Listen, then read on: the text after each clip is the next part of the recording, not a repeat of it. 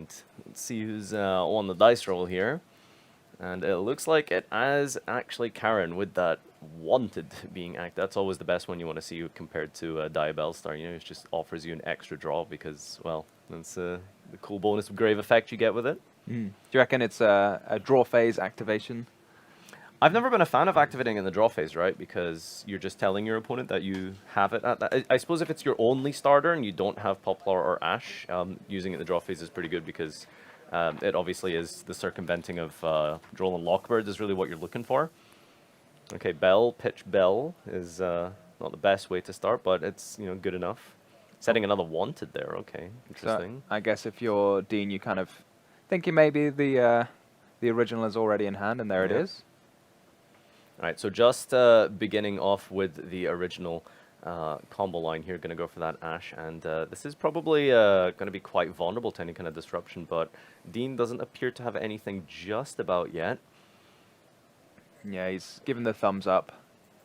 Probably quite happy if you're Karen, because sometimes you have those hands where you don't have that many ways to push through interruptions, and you just draw it, and you just have to go for it, and sometimes it just works out anyway, and it looks like in this case it has.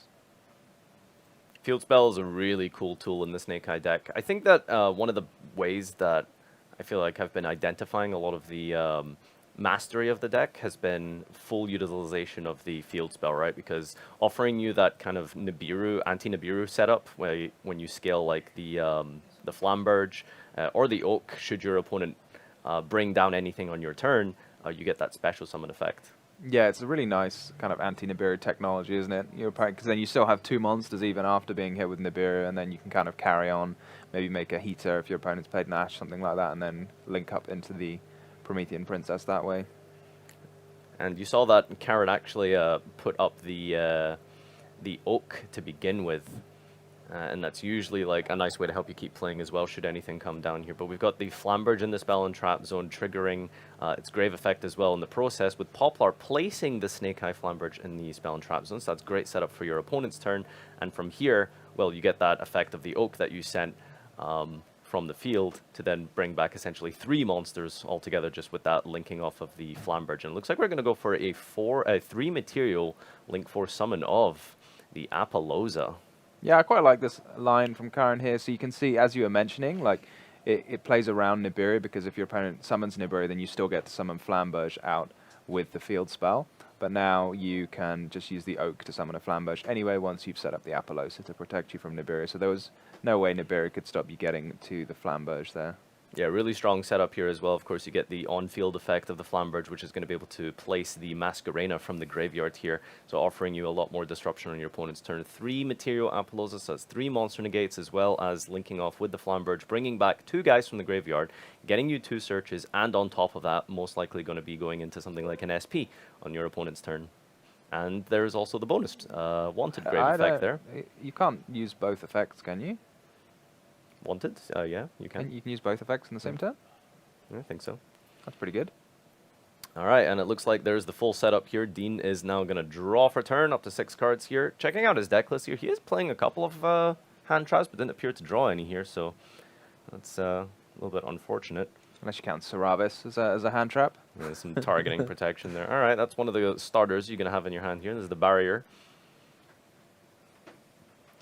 Voiceless Voice is, yeah, as we kind of mentioned before, sort of the second best deck of the format. You know, there's a couple of options that you can opt to play for, right? You've really got Voiceless and basically any kind of other shifter deck, right? You've got like Floowandereeze, you've got Kashtira that's been doing well. Won actually my local regional last month was Kashtira getting first place. So that's an option as well. Looks like we're going for the Skull Guardian here, not the OG one, of course. No, I mean, that would be very cool if there was, you know, some of the... There's a way to use that. Yeah, some of the support, like, for example, Blue Eyes encourages you to play the original Blue Eyes in your deck, but I don't think the, the Voiceless Voice encourage you to play the original Ritual monsters. Bunch of engine here, which is pretty strong. We're sending the Saphira from the hand here, the new Saphira, the main deck one. So it's a really cool kind of deck in that sense that you're utilizing a lot of these older kind of Ritual monsters. You do actually play the original Soravius. But then there's also like these kind of retrains. You got the main deck Soravis, you got the main deck Saphira. Do we play like the Ritual Saphira? I don't think you actually play the Ritual Saphira. I haven't seen anyone play it, but the main deck, well, the non-ritual monster is more than good enough. It's got 2 very powerful effects, and so that's two clocks of the Apollosa. Yeah, it's really, really rough playing into Apollosa specifically with Voiceless Voice. Normally, you can kind of deal with things like the Masquerena, the destruction effect of the Promethean Princess, but Apollosa is like really, really rough because yeah, you are kind of relying on a bunch of monster effects to really get your engine going. So here we see Dean just normally activating the ritual spell. So he's already tried to ritual summon with the Saphira, but now he has to do it the old-fashioned way with the ritual spell. Is he going to have the low? We don't. Oh, he's drawn the Hierarchia from the hand here. Yeah, so that's the one of that you don't really want to see. It's not too bad to draw because yeah, you can distribute it and get the effect off. And again, like there's the last and final effect of the Apollosa preventing that. So typically that's sent from the deck to the graveyard using the Diviner of the Herald. Sometimes you just draw the 1 instead of the 3, right? Yeah, exactly. No good. You gotta. Does he have the normal summon of low or herald maybe to follow up? I mean, but imagine if he had the low, he would have tributed it for the ritual Yeah, or summon. like actually led with it, which is really unfortunate. I don't think Skull Guardian gets the bonus boost or anything here as well either because we don't have low on field. Yeah, it would get an extra 2,050 attack, which is quite a lot to consider when your opponent's got 0 attack. Apollosa. Yeah, when you get to go first with Voiceless Voice, you have like such a huge amount of like protection as well offered from the deck.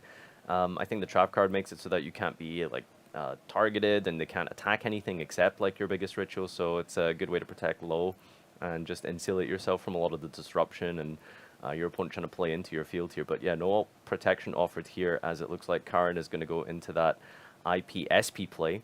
Really powerful on the opponent's turn. Good going second card as well. I do love SP. It's been a huge inclusion in basically every single deck in the game. Yeah, I feel like it's probably one of the highest hit rate. Like almost every extra deck, there's almost no reason not to have it. It's so generic, so powerful. Also going to get some level 1s back into play. So the Linkaribo that's in the graveyard can come back and protect you from taking a ton of damage. Yeah, that's the really amazing thing about Linkaribo. It's such a kind of basic monster, but it offers you so much in the way of utility. You have that battle protection, which is really, really strong when you're setting up that big Apollosa, when you have Masquerena on the field to prevent your opponent from attacking, and also dodging various targeting effects like Impermanent Veiler with the quick effect Tribute from the graveyard. So it really does so much here. I feel like it's living up to the legacy of the original Karibo as well by protecting you from taking battle damage. Yeah, I mean that is the theme. It's pretty cool in that way, which is like actually super relevant in the modern game. So cool to see Linkaribo just being. I mean, all Link ones in general have been pretty prominent in the metagame over the years, right? You got Almirage as well, which has been really important as well. But that's going to be enough from Dean here, realizing that that is just not mathematician. I think. You've got some specific numbers in mind when you're trying to get as much randomness as possible, huh? Well, no, just so True randomness doesn't exist, right? Exactly, So- but it's easy to count to 40 when you've got 8 because you just know that you should end in the opposite place from where you started. Yeah. All right, Dean's going to go first here. Let's see if we've got a Diviner or Low to lead with right now. Okay, pre-prep. Usually kind of like the best card to start with if you're trying to play around Droll and Lockbird than Voiceless Voice. Just getting those 2 adds immediately is pretty strong. Droll and Lockbird is a huge card that's quite bad for Voiceless Voice to play through just with the nature of Ritual Monster summoning. But it doesn't look like that card is actually in Karen's decklist. Droll and Lockbird has saw a little bit of play going in and out of the format currently. Again, it's just a case of like, you just need as much disruption as possible right now, so why not throw in Droll into a format where there's a decent amount of searching? Yeah, it really depends on what's what at the moment. Droll and Lockbird always going in and out of play. Yeah, attributing the Low here with the I like to refer to it as like the Shuret style effect from Necros back in the day, where it just uses itself as the full entire tribute here. Yeah, it's very reminiscent of Shuret because you get to summon itself back from the graveyard and then get a search afterwards, rather than just getting a search straight away. So it's a bit of an upgrade almost to Shuret, which is crazy to think of when when you think of how good Shuret was. Yeah. Dean just ordering his chain link, so you're going to get 1 search off of Skull Guardian and then a summon off of Low. So it's always nice to put the summon second, and that way you cannot have your search negated by Ash Blossom and Joy Spring. Yeah, I think ashing the pre-prep is always like a safe bet, but there's just like so many ways to keep playing. You know, when you haven't committed to your normal summon, you've still got your barrier ad. A lot of ways to just keep your deck's consistency up with Voiceless Voice, which I think is maybe one of the things that like the deck offers you compared to other decks is like it is pretty consistent. Um, but you know, Snake Eye as well does offer a lot of consistency in its own right as well. Yeah, it's an interesting deck, Voiceless Voice, because sometimes with decks that are centered around one particular card, it can be difficult. You can often have lots of ways to get to it, and you might be like robust to pushing through interruptions. But then when you do have this giant engine and your opponent doesn't have any interruptions, then you don't actually set up any bonus stuff. What's That's happening? really strong here. That Ghost Mourner is activated from the hand of Karen. So, yeah, this is. Oh, okay. Wow. He didn't ash the pre prep, actually. That's interesting. All right. So how did the low not come back? Maybe there was some misordering of chains from Dean. I'm not sure, but this is definitely not Oh, wow. Just a ideal for pass Dean. here. Okay. Wow. 2 hand traps. Yeah, it does prevent the Voiceless Voice from playing. It looks like we can't even. We didn't even draw like the trap. Okay, right. We've also got like the starter. Don't you love to see that? Yeah. 2 disruptions on the starter. That's Karen great. knows what he's on about. Yeah, Snake Eye Ash for Poplar, and well, we don't have the negate of Guardian live, do we? Because No, you need low in the field. yeah, for you that? need low in play. So I don't know. I mean, maybe Dean's last couple of cards are some hand traps to try and disrupt Karen, but I don't know what they could be at this point. Yeah, I mean, I think you would probably still keep them going in, even if you're going first in terms of your side deck. But we did mention, you know, there's a lot of like trap cards in here that's being played. So I guess we just didn't get to really see any of them. Do quite like that he's setting a lot of extra deck monsters. That's always really cool to see with the utility that it's offered sometimes. Yeah, But I'm yeah. always quite fond of siding extra deck monsters because, you know, if you side a main deck card, there's always the chance that you don't get to draw it, right? Whereas siding an extra deck monster, it's there for you when you need it. They're your best friends, extra deck monsters. Yeah, seeing Abyss Dweller pop in and out of people's side decks as well has been a popular thing over the course of the last few years. So there's always weighing utility. Something that players can underutilize is the side deck with regards to the extra deck monsters. So The only downside was trying to figure out how to sort out your sleeves situation. Like, I always have my side deck, you obviously want your side deck to have the same sleeves as your Yeah. main deck, but then the extra deck often has different sleeves, so... and it's also very telling mid game when your opponent just starts like swapping sleeves over. Like, huh, what are you doing back there? Yeah. Like, I really love that he's got Ultimate Slayer in this extra deck. Probably not going to bring that in just now, but that's a card that's saw a decent amount of popularity. I thought it was going to be crazier than it actually has been, but there's been some deck lists running Ultimate Slayer I guess it depends, because you need to have a lot of room in your extra deck. Yeah, deck it to really be able to use favors like Ultimate Slayer. archetypes that can play like multiple different extra deck monster types. And yeah, I guess it's also decks that just don't require the extra deck. Well, the players are going back quite a long way, so maybe that low is actually going to come out. Yeah, so he should have had that low, right? Okay. I was wondering if he just maybe didn't declare it properly, but it seems like he did declare it, and maybe we're going to rewind to where the low should have been summoned. That's what I'm thinking is going on here. Okay, that does look like it's going to be the case. And this is going to be like night and day, the difference here. Because like having a low in field, low has been placed onto the field. Does Ghost Mourner, the negation, does it last forever or does it last until the end of the turn? Do you I know? believe it's until the end of the turn. Because that's quite important as well. Yeah, no, I'm sure it's until the end of the turn. If you ever send it off the field as well, there's the burn effect, which is sometimes can come up. Yeah. Who needs to play Spooky Dogwood when you can just play Ghost Mourner? Same thing.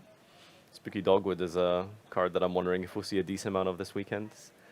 You know, there's all kinds of utilizations for end of time procedures, and players have come up with a multitude of different ways to deal with longer rounds.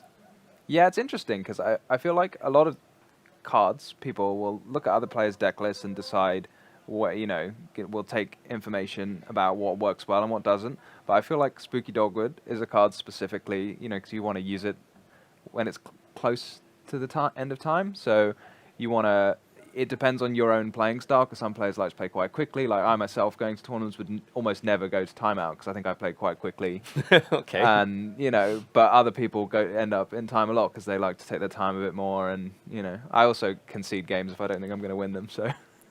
You're just better, right? Huh? Is that what you're telling us? No, I don't think it's better or worse. Like, at the end of the day, the aim is to win, but... It's interesting you mentioned, because like, I think that sometimes one of the things that players falter with a lot is not understanding when it's time to just kind of pack it in and then, you know, kind of lose the battle, win the war type of thing, right? Mm.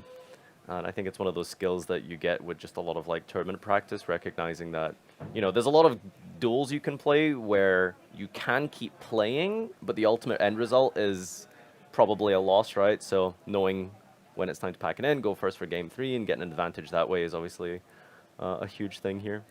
Yeah, it's tricky when... Because it's different, again, when you're just playing with your friends. Often and like testing, you won't have a clock. Mm-hmm. So... It's something that will behave differently in a tournament versus when you're just practicing.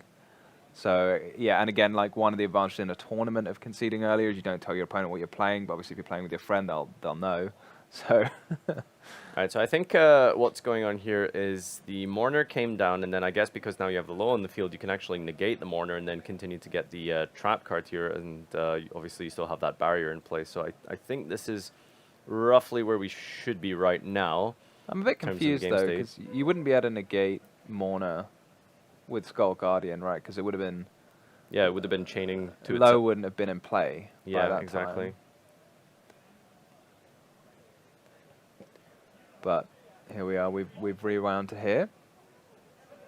I'm not super familiar with the ritual pendulum. I do like the mix of mechanics between ritual and pendulum, but I'm not sure what it's about to do. Are you referring to the pendulum graph? Yeah. So it's a spell and trap negate. Oh, that's cool. Yeah, so you can, you know, I guess the terminology would be like, I don't think it's a ritual summon. I think it just special summons a ritual monster out of your deck when you use the Cerevis. And then it can get you the Odd Eyes Pendulum Graph. An Odd Eyes Pendulum Graph, you know, when you bring it out with the Voiceless Voice deck, it's, you know, has that ability to just special summon it, and then it just gives you a spell and trap negate on your opponent's turn. Is that allowed, though? Because I thought it had a restriction that said it could only be... No. Okay. I think some cards must, like, be summoned in specific ways, but usually a lot of them are just, you know, you can just summon it if it specifically says so. Okay, here we go. So, finally beginning that turn number 2 here. I like that's a firm negate from Dean. You know, some players like to think about when to... You know, sometimes hold on, just be like, no, that's the best card in your deck. I'm just going to negate it straight away. So here we see Dival Star. Going to, again, presumably search out the original. Instant negate on that Ash. I mean, you know, sometimes it is best to just, well, put them on better, have the extender, which Karen actually does here. He's got the Black Star. I quite like negating it, because at the end of the day, like, if you just let them keep doing what they were doing with Ash, that negation is going to get forced out anyway, so you might as well just negate the Ash. It also has the bonus effect of destroying the Ash, which, yeah, is pretty big. You know, if you just, like, negate it with an effect veil or whatever, it's still on the field, can be used as a link material or something like that. I think that's the most important thing, is that the body removing is, like, the best part of it, because while you can, like, prevent, like, Ash with something like an Ash Blossom, they still potentially could get the second effect off. So when you actually remove it from the field, then, you know, it kind of insulates you a little bit better that way. Well, you do have to remember, if you get Impermed or Veiler, that doesn't work. Yeah, Impermed or Veiler specifically isn't going to work, but Ash Blossom... Oh, wow, DD Crow can... Okay. So it's funny because Oak can still bring back banished monsters, but when it changes location, it essentially becomes a new card. So DD Crow does actually work really well here against Oak. Yeah, that's one of the more, like, confusing rules in Yu-Gi-Oh! Sometimes. I feel like... Movement of locations become new cards. Yeah, because I had a discussion with someone about, like, Cosmic Cyclone, because, you know, if you activate Cosmic Cyclone, your opponent chains, like, Flamberge or something, it's like, well, it's still targeted it, and it's like, no, it's a new card now, so I was like, okay. I found that out the hard way playing against Centurion. It was a deck that utilized that mechanic a lot, right? Swapping in and out between spell and trap zone to monster zone, things becoming different monsters here, so... Alright, that's pretty cool. We've got the Cerevis out onto the field here now. The main deck version of Cerevis. So putting in a lot of work here. I mean, that trap card is also still alive as well with the destruction effect if we want to use that too. And we're obviously well protected with the Skull Guardian being the only monster that can be attacked here. I believe because of the trap card here. It's pretty rough for Karen here because I don't think. Yeah, wow, yeah, he was just gonna pick up his cards. All right, that's ready for this penultimate final duel of their round one. It's been a bit of a slog here, and normally round one is supposed to be the warm-up match, but they're had quite an intense duel so far, as it looks like Karen's opened a very similar hand to game number one here with the Wanteds. The best portion between Black Star and the Wanted with the bonus draw effect here. Not sure which phase he's used it in, but you know, I assume if he's... If it's your first action, there's no reason for it to be anything other than the draw phase. Yeah. Do you think Dean knows he's playing the winner of the previous UK Open? I was wondering, because if it's a YCS winner, you definitely know who they are, right? But maybe a UK Open winner might fly a bit more under the radar. When was Manchester? November, right? Yeah, okay. This is exactly the same opening as game one, by the way. Like specifically discarding black. Yeah. Okay. Oh no, he's okay. We haven't opened now. original. Yeah. Okay. All right. A little bit stronger, I suppose. I like starting with Ash as my normal summon. So assuming he's doing it in a similar way, I would assume that we just don't have access to it here. All right. This is a really clutch moment here when you send for the cost of Original Sin. Do we have a disruption? It doesn't look like it. Okay. That does feel like a peak moment to activate an Ash Blossom and Joyous Spring if you have it. Okay, Infinite Impermanence is pretty strong here. Personally, I like, if I have Imperm, I like to use it on Diabellstar personally. Yeah, you're more of a fan of that? Yeah, I just think that it's generally, I feel better if you have a good normal summon. You just lead with the normal summon, and Blackstar is your best follow-up here. But, okay, I think we opened Oak last... No, we scaled the Oak last time here. But Oak as our normal summon is really good here, because you get to bring back the Ash, and the second effect of Ash is live, because we didn't use that this turn. We only used the on-summon search effect, so we can still access Flamberge here with both either Oak or Ash right now. Yeah, that's really important, and we can play around... If you send the Linkuriboh for cost, then you can play around an Effect Veiler, which is very cool. Yeah, no, that's going to be another tool available to Karen if he sends off this Linkuriboh. So I think in his mind, he might be trying to consider what the next play is that's healthiest into Nibiru, most likely, right? Because that's quite a popular hand trap this format. And I suppose like round one, you don't really know what kind of cards your opponent could be on here. It's definitely something you get hit by once, the Linkuriboh, to play around something, and then you try and make sure it never happens to you again. So it's quite devastating. So bringing out the Poplar here, which is going to scale most likely Flamberge right now. And from here, you still have Oak's effect, which is live. You think Dean is playing it cool and is about to be the most devastating Nibiru of Karen's career? Generally, like, the best point is always on the resolution of Flamberge, right? Because the way you play through Nibiru is by having the float effect. So using it here in the graveyard, this would be a very opportune time to go for it, but not actually sure if he's even playing it, but obviously Karen doesn't know that, and he's just trying to be as efficient as possible into it. All right, that's the special summon back of two of the bodies from the graveyard here, and now you can kind of just go through your Princess Mask line. Yeah, it does look like it's going to get everything he needs for Karen. Nibiru is a bit of a strange card. I think it's probably not something I'd play in Voiceless Voice, because I just don't think you have the room for like that many hand traps. Because I think Nibiru is quite poor. I don't think it's very great, but it's really good when you pair it, I think, is when it's really, really powerful. So just Nibiru by itself, I think, actually just, assuming you play it correctly in Snake Eye, is like almost kind of irrelevant sometimes, it can feel. Yeah, I think players are definitely wise up to it now. They're always thinking about Nibiru, so but sometimes if you have one extra hand trap, you can force your opponent to play into it in a suboptimal way. Like we saw, like there was that one impermanence, and then all of a sudden it became almost impossible for Karen to play around Nibiru.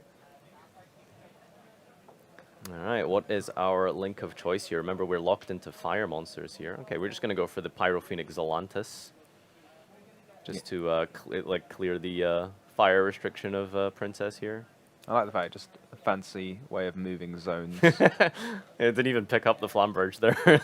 So yeah, Zolantis is a way to reset the field here. Yeah, it's nice to put it in one of the main monster zones, because then when you summon SP, most likely, on your opponent's turn, then if your opponent is foolish enough to enter the battle phase, then you actually get to destroy 2 cards with the Zolantis. Yeah, co-link up to number of monsters co-linked for the destruction of Zolantis in the battle phase. So even more ways to protect your field. Link Karibo as well. We talked a little bit about a lot as well, but Zolantis turn 1, not really something you see often, but forced into an awkward position just because of the fire lock of Princess. Yeah, well, if Princess didn't do that, it would just be even more powerful. Yeah, well, like, it's so strong I don't anyway, think she isn't needs it? any more buffs. Yeah. Okay, we've got Barrier. That's a good start, at least. I think Dean's going to have a much better time compared to Game 1 here, just because I think Apollosa is just really, really rough for the deck, but doesn't have to contend with it this game. Yeah, I don't know if there's any, like, powerful blowout cards he's got going second that's not just hand traps, so I guess he's going to have to work with his own engine. So I guess searching the Seravis is probably an indicator that he's got all of the engine that he wants in his hand, right? Because that's not the highest priority card to have in your hand when you could be searching something like Saphira. Yeah, I can see there's a low there as well, which is really strong. So giving yourself targeting protection from something like SP could be pretty strong. Okay, that's a really good start as well. We got Diviner here. That's gonna go for the Hierarchia, but you've also got like other utility options, of course, from the extra deck, which is, you know, kind of expecting why why Dean's also playing Ultimate Slayer, for example. You do have like a bit of a toolbox usage from sending from the extra, but you know, most notably as well, the powerful ability to special summon from the deck with Hierarchy is really good. It's not so important. If you've already got the low in your hand, like, you might as well just send a Elder Entity instead. Okay, there's the effect Veiler. So we've got Chainlink 1 Diviner, 2 Field Spell to summon, and now 3. And we've hard drawn the Hierarchia. That's crazy powerful. Okay, so we can dodge the effect Veiler essentially here. Is that a quick effect to tribute it? Yeah. Oh, that's very cool. We also knew that there was the Seravis too, but I guess didn't need it. Yeah, so he gets to hold the Seravis for even longer now, which is really powerful, because I think the best card that you want to protect from is going to be SP. Yeah, but I don't think that's going to be possible, right? Because the SP trigger can be hidden behind a Flamberge effect. Yeah, no, that's a good point. Yeah, you can actually mask it if you need. You can mask the SP. Was that intentional? Never thought of it, actually. It's interesting to note that he brought out the Masquerena with the field spell rather than the Flamberge effect. Do you think maybe he's trying to sort of play around triple tactics as best as he can, well, not using any monster effects? Like it's habitual, I think, to use the field spell first, because Flamberge is a quick effect. So this way it plays around Cosmic Cyclone, but Cosmic Cyclone I don't think anyone is playing anymore for exactly this reason. Okay, all right. So sending you did mention sending the entity there was probably just better, but that was a very clutch summon limit we've just hit right now. Yeah, I don't know if like this was intentional, but the chain links has worked out perfectly, right? So if they'd gone in the other order, then the summon link could have been chain link 3, and then the summon would have stopped, because there's already been 2 summons. But maybe he put the destruction effect as chain link 2, which is a pretty crazy thing to do. So if you just flipped summon limit in response to the Hierarchy in the hand, you think that would have been better? It doesn't make a difference, right? Because you can always just chain it to the effect of. Okay, here comes the targeting protection here of the Seravis. Well, that's very cool, because it keeps the princess in the graveyard. Well, for a minute longer. Is it SP time?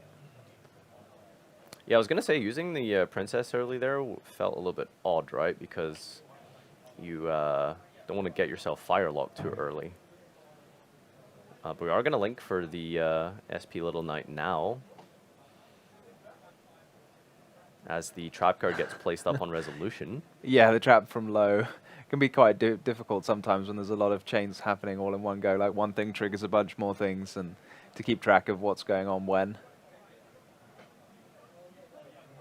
Sadly, not playing on Master Duel, so Yeah, buttons aren't going for Dean right now. It doesn't keep you like in the chain that you're in. You actually have to remember yourself.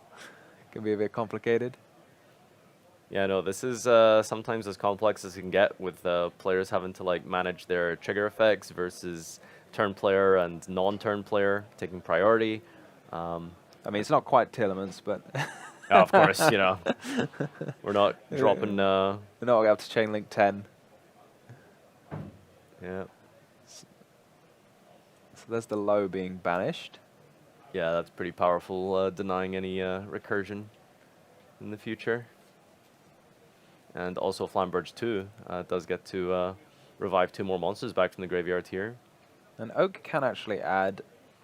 Yeah, it's from the really grave to funny the that hand. you can revive with Oak, but you can also just add back. So you can get that Ash from the grave for next turn as well. If you really want to mess around, you can just add Poplar to your hand, and then because Poplar was added to your hand, you can special summon it. Yeah, keep There the... you go. Rather than just summon it to the field, you know, you can just add it to your hand first, yeah. and then summon it. Sometimes it can be a little bit dangerous with this deck, because it's really funny that you can actually just get Nibiru'd on your opponent's turn. That's true. There's probably been 5 summons. Yeah. I don't think I've ever done that. I don't think I've ever played Nibiru on my own turn. I've seen it quite a lot, actually. At the Macedo Invitational in Spain, it was twice, I think, we saw it happen. It's pretty crazy. Just offers, or rather, that's what you see, right, in the power of Snake Eye, just the ability to just do so much constantly, all the time, even on your opponent's turn. So is Dean playing Typhon in his extra deck? He should be, right? I feel like you should be. Yeah, there it is. Yeah. So we did go into our extra deck 2+ times on the previous turn. And that's definitely going to be a decent option here. I think that should basically be everything that Karen has to offer right now. Unless we've also got a hand trap back there as well. Then this might just be everything that Karen has to offer here. And now Dean can try to keep playing. Hand was empty with the exception of the Effect Veiler that he's already played. So he's got back 1 from Oak, 1 from Poplar, and there's a 3rd card. Yeah, in I'm hand, wondering right? where the 3rd card came from, so maybe his hand wasn't actually empty before.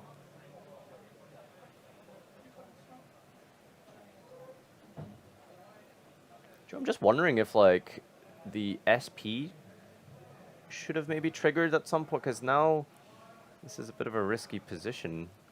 Well, you can trigger the SP now, right, if you want to. But it's nice to keep it on the field, because that stops your opponent from entering their battle phase. Yeah, that's true. The battle protection is strong. And, okay, last card in hand's another Veiler. Ooh, that is, that's actually pretty clutch here. Yeah, I just think that maybe if SP hit the Hierarchia a little bit sooner, you would have denied some fodder there for the Ritual Summon.